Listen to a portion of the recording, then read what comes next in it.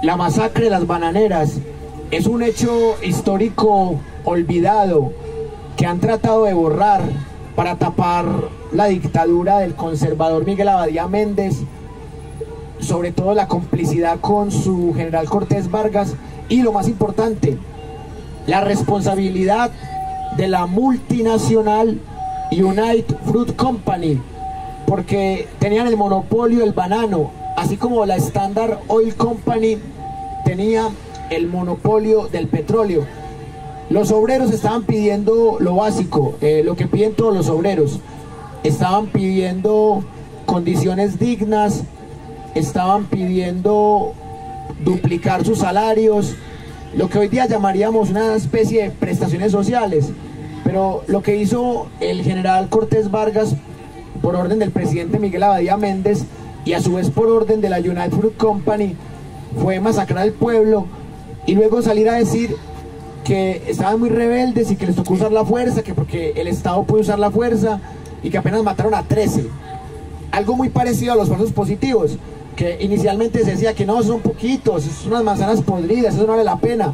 Pero luego Jorge Eliezer Gaitán fue el primero que hizo la denuncia en el Congreso de la República, y después de hacer esa denuncia vimos que Gaitán se volvió objetivo militar de la CIA.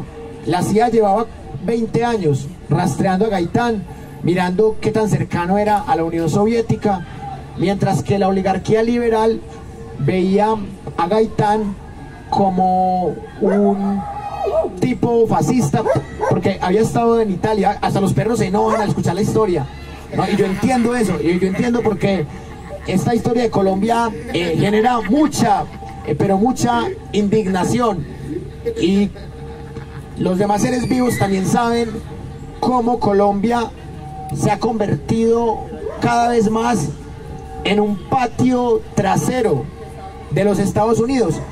Y para complementar la pregunta de la compañera, voy a citarles nada más 5 ejemplos rápidos para que pasemos a otra pregunta. Miren, pérdida de Panamá. Panamá, desde la época de Simón Bolívar, se intentó separar de Colombia, se intentó separar desde la época de Simón, pero no pudo, porque la capitanía de Venezuela, también Ecuador, sí tenían más posibilidades en términos de población, eran departamentos en ese momento más fuertes. En Ecuador estaba Flores, en Venezuela estaba Páez. Entonces en Panamá no había un líder tan carismático, pero sí había un interés de separarse de Colombia. Y Panamá se intenta separar de Colombia muchas veces. Algunos dicen que trató de separarse 29 veces de Colombia, desde esa época de Simón Bolívar hasta la época de la guerra de los 1000 días. Pero con la guerra de los 1000 días, que realmente duró 1040 días, Panamá se aprovecha también del apoyo de Estados Unidos para decirle a Colombia: nos separamos. Estados Unidos le dice: sepárate que yo te protejo. Entonces Panamá se separa. Y Marroquín, que era como el Iván Duque de la época, que entre otras cosas se montó por la fuerza tumbando a otro conservador como el anciano de 86 años, San Clemente. Marroquín, después de la guerra de los 1000 días, se pone a sacar pecho y dice que él va a recuperar a Panamá. Entonces él va, habla con la gente de Estados Unidos y les dice: por favor, nos devuelven a Panamá. Entonces les dice: no. Le dicen los gringos: si quiere que le devolvamos a Panamá, nos la tiene que ganar en la guerra. Y mandan unos barcos. Y Estados Unidos venía de ganarle una guerra a España, una guerra en donde le quitó a Filipinas, a Guam, a Puerto Rico y obviamente a Cuba. Entonces, y después los indemnizan, porque Estados Unidos tiene una forma muy particular de ser imperialista. Estados Unidos gana la guerra y después manda una indemnización. En el caso de Panamá también fue así. Pero de todas maneras hay algo muy curioso ahí. Eso es como que alguien abuse sexualmente de uno y después diga: te pago estos 10 millones para reparar el daño, pero no hay desviolada, ¿cierto? Y así como no hay desviolada, tampoco hay forma de recuperar a Panamá. Y construyen el canal de Panamá, porque es que Panamá era muy estratégico para los franceses y para los Estados Unidos, porque es conectar el océano Atlántico y el océano Pacífico. Entonces, después de conectar los océanos, hicieron el proyecto, y como Carlos R. Restrepo se dio cuenta de lo ambicioso que era el proyecto del canal de Panamá y que unos años después iba a ser terminado, a través del ministro Marco Fidel Suárez tramitan un tratado que se llama Thomson-Urrutia, y ese tratado se demora muchos años, pero ya en el gobierno de Pedro Noriega Ospina Vázquez, entre 1922 y 1926, llega el dinero, y con ese dinero construyen unos ferrocarriles, pero son 25 millones de dólares. Entonces también hay unos robos ahí, porque no solamente construyen ferrocarriles, sino que roban, pero con la construcción de los ferrocarriles es con lo que justifican la indemnización. Y Estados Unidos, por otro lado, cada año le empieza a sacar $1 millón anuales de regalías. Los Estados Unidos son unos magos para hacer negocios, porque ya para 1940 el dinero del canal de Panamá estaba recuperado. Y por último, también vale decir que Estados Unidos, al normalizar relaciones con Colombia, ya tuvo la posibilidad no solamente de llevar a Colombia a la guerra de Corea, sino que también tuvo la posibilidad de que se creara el Código Urdaneta, que consiste en que el subsuelo colombiano le pertenecía a Estados Unidos hasta el año 2002, y por eso tenía que llegar a Uribe a hacer rendir el dinero del Plan Colombia, porque la forma de justificar que Colombia es el patio trasero de Estados Unidos era que llegara un presidente de extrema derecha que con el dinero del Plan Colombia acabara con las guerrillas, que era el verdadero enemigo de Estados Unidos y de Uribe. Entonces Uribe les deja meter 7 bases militares, y en cada país que Estados Unidos tiene bases militares, ese país automáticamente se convierte en su patio trasero. Alemania no es independiente, porque desde 1945 se lo repartieron entre Estados Unidos, la Unión Soviética, Francia e Inglaterra, pero el pedazo que le tocó a Inglaterra y a Francia fue muy pequeño. La Unión Soviética, al desintegrarse, perdió su pedazo a Alemania en 1991. En este momento, Alemania es el país que tiene más bases militares de Estados Unidos, y por eso en el conflicto entre Rusia y Ucrania, Alemania es clave, porque Alemania es el que más le compra gas natural a Rusia, entre otros, y Polonia, que también hace parte de la OTAN. Polonia le compra el gas natural a Alemania ruso, pero a la escondida de Estados Unidos. Entonces dicen que no le compran a Rusia, pero es porque le están comprando a Alemania, y Alemania tiene que comprar el gas natural a la escondida de Estados Unidos. Entonces es una guerra bastante hipócrita. Y quiero terminar con algo: el hecho que nombren por un papel firmado a Colombia como socio mayor de la OTAN, eso demuestra que Colombia es el Israel de este lado del mundo. Son 30 miembros de la OTAN, 2 a punto de ingresar, pero un solo jefe, Estados Unidos, y Colombia, al lado de Israel y de los demás socios no miembros, está sometida a una posible guerra fría. Y por eso el presidente Gustavo Petro tiene 2 grandes retos. Uno, cómo renegociar un TLC contra los jefes, porque ellos no son socios, son jefes. Y número 2, cómo lidiar con que Colombia sea socia mayor de la OTAN, un documento firmado por Biden en el gobierno de Duque. Y cómo haría Petro para librarse de eso en caso de que en algún momento al gobierno de Estados Unidos le dé por meterse a Venezuela y usar a Colombia como carne de cañón, así como está usando a Ucrania como carne de cañón para pelearle al BRICS, que ahí está el imperio ruso y chino.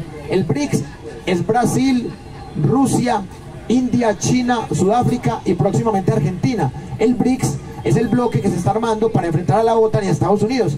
Entonces vamos a ver Petro cómo logra lidiar esa serie de dinámicas y evitar que Colombia sea tan patio trasero o que en cualquier momento nos lleven a una guerra que no es de nosotros, como pasó en Corea en 1950. Bueno, ¿quién tiene algún comentario, pregunta, aporte? Yo tenía más un aporte, y es que yo siento, pues como con toda la historia que hemos visto, con la historia de los comuneros que mencionaba el compañero, que la historia nos deja como una gran lección, y es que en serio necesitamos líderes que sean realmente del pueblo, porque todos los procesos que han habido a través del tiempo lo han liderado burocráticos, personas de la burguesía, socialdemócratas, un montón de gente que no entiende, no ha vivido y no le importan las condiciones del pueblo.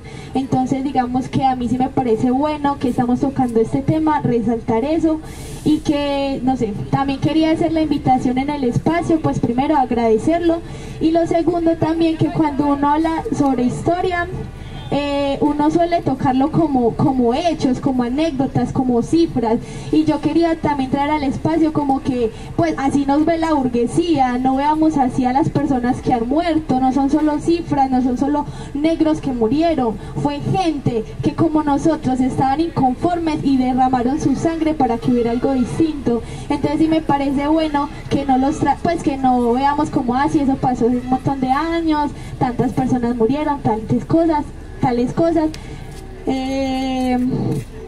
Entonces quería como traer a colación eso, porque yo sí siento que es bueno que encarnemos un poquito que eran vidas que valían y que en serio querían algo distinto, y que ahora seguimos viviendo una mierda, que las condiciones siguen siendo malas, y pues yo sé que dentro de algunos compañeros está como la contradicción de líderes, lideresas, no líderes, trines, que tranes, verticalidad, horizontalidad, pero yo sí creo que es bueno que nos cuestionemos eso, muchachos y muchachas, porque neas, hay gente que está haciendo líderes en este momento, hay gente que está en la cabeza, pues a diferencia del compañero, yo no, pues para mí Petro no es la solución, el pueblo no necesita reformas, el pueblo no necesita que se piensen otras maneras del TLC, el pueblo necesita cambios estructurales y reales, ¿cierto? Y yo siento que necesitamos personas que se piensen eso, y que no dejemos en las manos de otros que en serio, no sé, siento yo por sus discursos,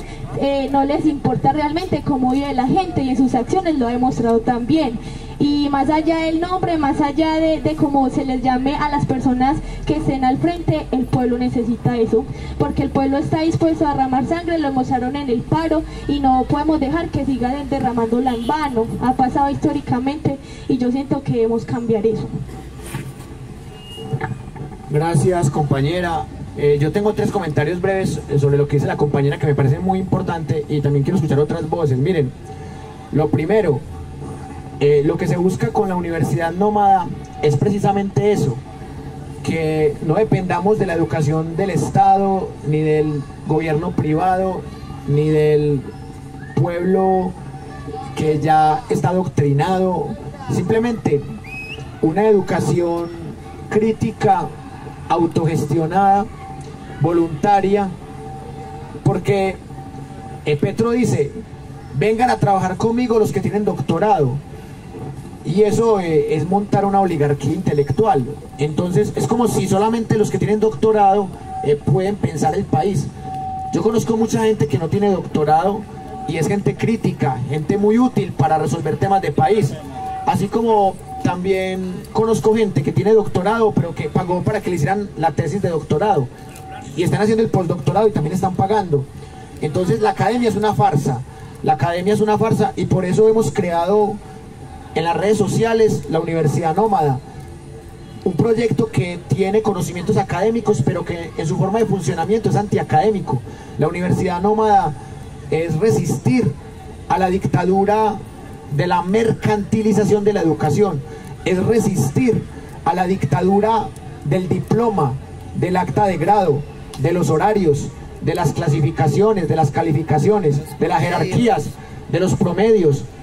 La universidad nómada es muy difícil que termine vinculada con Petro o con Uribe, porque el día que la universidad nómada sea la universidad de Petro o la universidad de Uribe, ese día deja de ser nómada, porque le van a decir, tenés que decir esto, no puedes decir esto, no puedes hablar mal de Simón Bolívar. Entonces te van a dar una línea editorial, y eso es lo que le pasó a la revista Semana. Recuerden ustedes que cuando Uribe era presidente, la revista Semana era opositora a Uribe. Pero ¿qué pasó con Semana? La compró el grupo de los Gilinski y empezaron a decirle a la gente de Semana, hay que decir esto, hay que hablar mal de Petro, hay que hablar bien de Uribe, hay que limpiar el uribismo, hay que darle más importancia a esto. Y así podría pasar con la universidad nómada. Si algún político empieza a patrocinar la universidad nómada, nos dice, no, no puedes hablar mal de la Iglesia Católica, no puedes hablar mal de Petro, no puedes hablar mal de Uribe, no puedes hablar mal de los senadores, de los representantes de la Cámara. En la universidad nómada tratamos de construir un pensamiento crítico, independiente. Y claro, no creemos que Petro sea la solución, porque es que Petro solamente es un sujeto.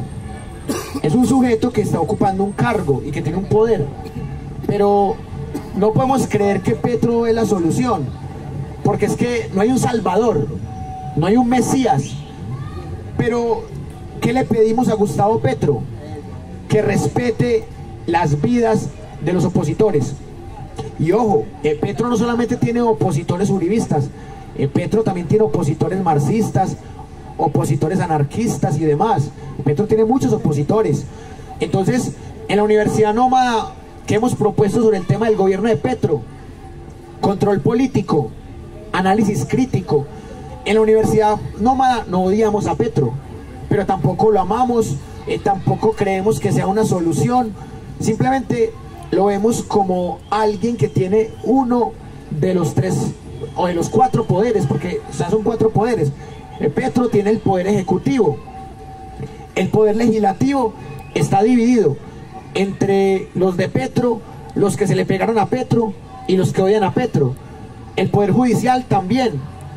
Y los medios de comunicación más importantes están en las familias ricas, que suelen ser uribistas.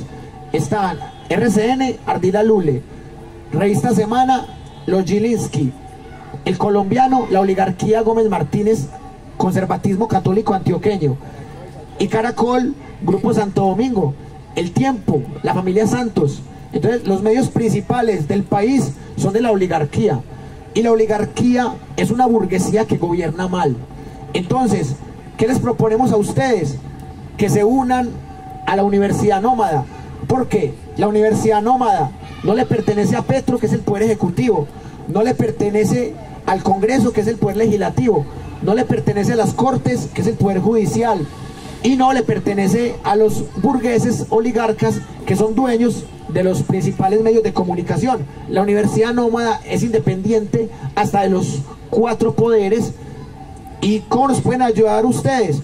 Simplemente buscando en YouTube Universidad Nómada, buscando en Facebook Universidad Nómada, educación gratuita.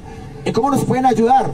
La Universidad Nómada tiene 1073 videos. Son 1000 clases que hemos dado al aire libre. Hemos dado clases en veredas como en San Juan, municipio de la Unión Antioquia. Hemos dado clases en Bello, en Castilla, hasta en Bogotá dimos una clase y hablamos mal de Simón Bolívar en la plaza de Simón Bolívar, rodeados de seguidores de Petro. Y yo les dije a los seguidores de Petro, Bolívar es un genocida. Ah, es que Petro defiende a Bolívar. Me importa un culo que Petro defienda a Bolívar, pero Bolívar es un genocida. Y yo voté por Petro, pero que yo haya votado por Petro no me hace un lacayo ni un siervo de Petro. Yo también puedo criticar a Petro, y yo voy a criticar a Petro, y le voy a hacerle control político a Petro, y si Petro la caga, le va a dar duro, así como le di duro a Uribe. Y eso es la universidad nómada. La universidad nómada es independencia. La universidad nómada es pensamiento crítico, es tomar distancia de las hegemonías y de los poderes. Entonces, les invito a que miren el contenido que tenemos en YouTube. Universidad Nómada, en este momento tenemos 5.550 suscriptores, 900 usuarios recurrentes, es decir, tenemos una audiencia de 900 personas. Seamos sinceros, porque tener suscriptores no es lo mismo que tener audiencia. Tenemos 900 fieles, pero si ustedes se unen, vamos a poder ser 1000. Que se unan 10 y esos 10 traigan otros 10, ya somos 1000.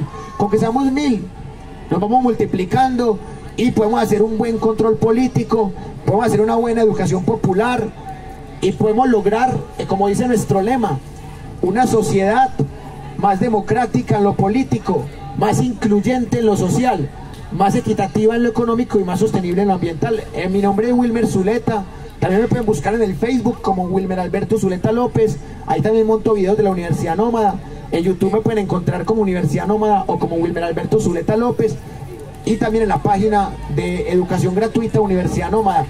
Bueno, ¿quién tiene alguna pregunta o comentario más? Hágale. Por ejemplo, uno de las cosas para que una nación se considere independiente también es como la parte de la economía. Me gustaría saber cómo era la economía en la época de la colonia y cómo se empezó a desarrollar la economía después del proceso de independencia. Si realmente pues si hubo ahí una independencia de España con respecto a la economía, y si la hubo, entonces fue una dependencia de otro imperio, o si realmente se empezó a independizar la economía pues, de lo que hoy se llama Colombia. Excelente pregunta. En la colonia, obviamente la economía es esclavista y minera. Y durante todo el siglo XIX, nuestra economía siguió siendo muy minera. Ya en el siglo XX, nuestra economía empieza a ser cafetera. Y ahora nuestra economía es más petrolera que cafetera.